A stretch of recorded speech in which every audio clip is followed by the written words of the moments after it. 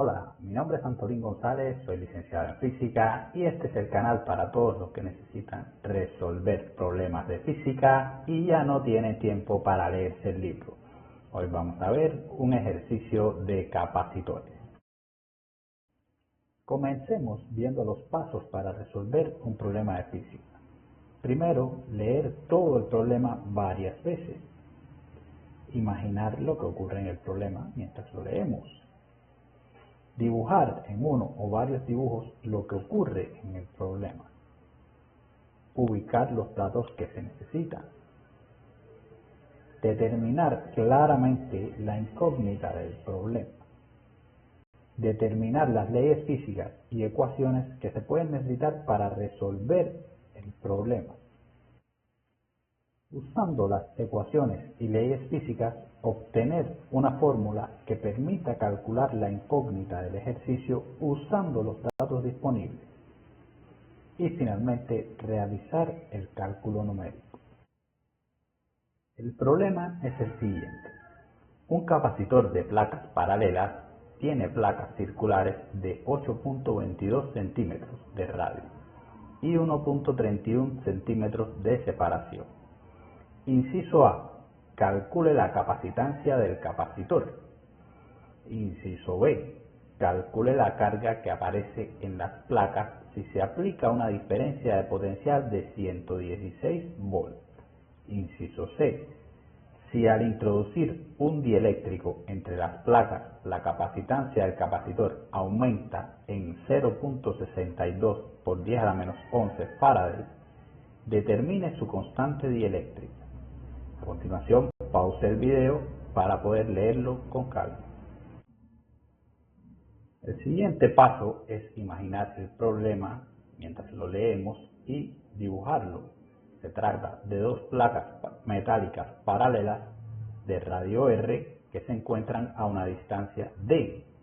Como dato tenemos el radio de las placas y la distancia a la que se encuentran. Es importante llevar estos datos al Sistema Internacional de Unidades. En el inciso A hay que calcular la capacitancia del capacitor. Como leyes físicas y ecuaciones que utilizaremos, veremos que, a pesar de que la definición de capacitancia indica que es la cantidad de carga que pueden acumular las placas del capacitor debido a una diferencia de potencial, la capacitancia depende solo de su forma geométrica. Y también veremos la expresión para el cálculo de la capacitancia en el capacitor de placas planas paralelas. Utilizaremos la permitividad eléctrica del vacío como dato y para determinar la fórmula utilizaremos el área de la circunferencia, de manera que obtenemos una expresión para el cálculo de la capacitancia en función de los datos conocidos. Como solución numérica se obtiene que la capacitancia será igual a 1.88 por 10 a la menos 11 farads. En el inciso B hay que calcular la carga que aparece en las placas del capacitor si se aplica una diferencia de potencial de 116 volts.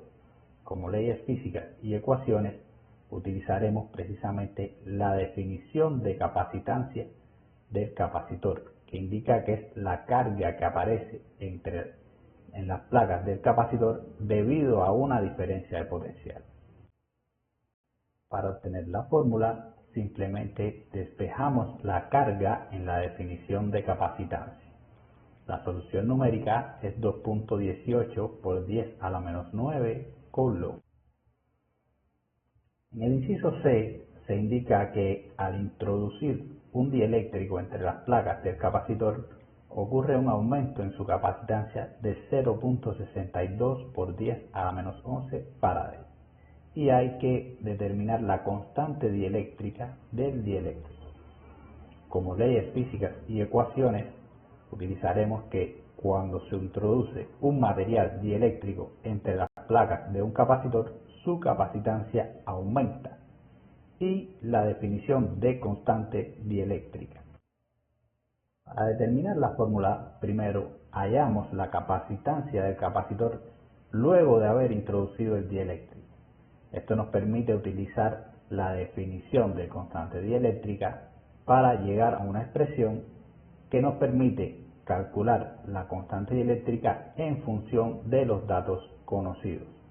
La solución numérica obtenida, la capacitancia del capacitor luego de introducir el dieléctrico será 2.5 por 10 a la menos 11 Faraday y la constante dieléctrica será igual a 1.33.